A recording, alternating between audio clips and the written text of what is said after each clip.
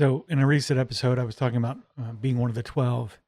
And one of the challenges with that perspective is not everyone in your lodge, your local lodge, the lodges you've been to, understands that responsibility and what it comes with it.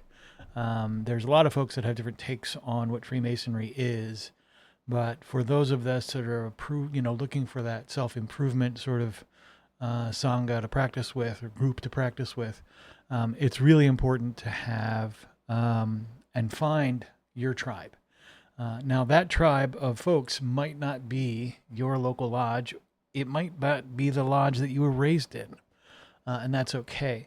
What you need to do first and foremost is find your tribe, wherever that is. So there's plenty of online spaces to do this. There are plenty of locations that lend themselves to these kind of things. Look to your appendant bodies if your local lodge doesn't solve the problem. Look to any of the sort of auxiliary organizations that Freemasons tend to congregate in. Any one of those might be a good solution to your local lodge environment not facilitating your growth. That said, your local lodge, even the parts of it that you may not like, can be used as agents for self-development. You'll find that things that you reject in other people tend to be the things that you reject in yourself that you don't want to address. There's tons of sort of psychological principles here. But once you find a group, whatever that group might be, where you want to do the work, the other hard part then is, how do you do the work, right? And the thing I want to bring up to that end is you have a lot of different options for how do you start self-development in an organization or a group. There's probably two primary approaches that I would take. First and foremost, volunteer to the group, a high trust group, that you are working on X, Y, or Z. I'm working on becoming less judgmental, or I want to lose weight, or I want to develop my guitar playing skill, or X, Y, or Z, whatever that skill is, or whatever that goal is that you're trying to achieve. Share that with the group, and then check in with each other on a regular basis. Another option altogether is really productive and maybe catching blind spots, and that is to collaborate with other people on a project of some sort. Now, this is a situation where you're really going to want to set some standards up front on how you're going to do it. But having a project or initiative that you want to work on and collaborate with others on allows you to work side by side in tandem, looking at a project or looking at something else. And what you'll find in those situations is, rather than looking sort of directly at each other while you're trying to help each other grow, you are looking at how each other work, how each person in the group works, or how each person in the project works.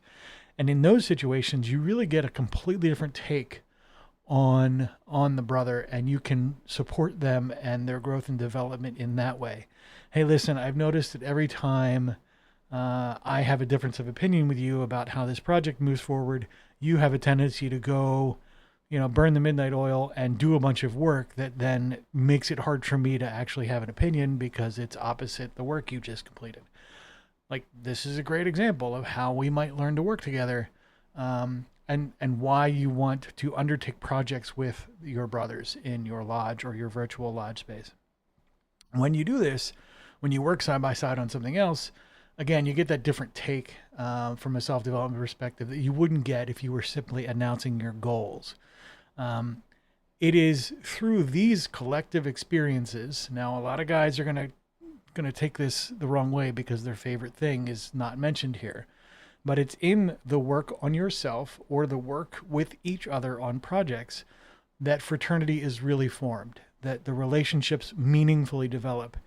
You will find that a lot of guys will pay lip service to what the social aspect of the craft is. And anyone who's done work together will tell you that the best social aspects of the craft are emergent through work. They evolve through working together.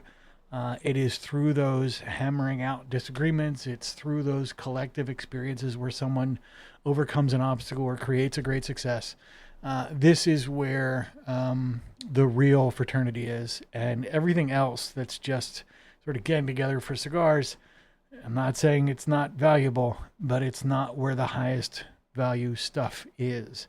And so I encourage you to find your lodge, even if that isn't your lodge.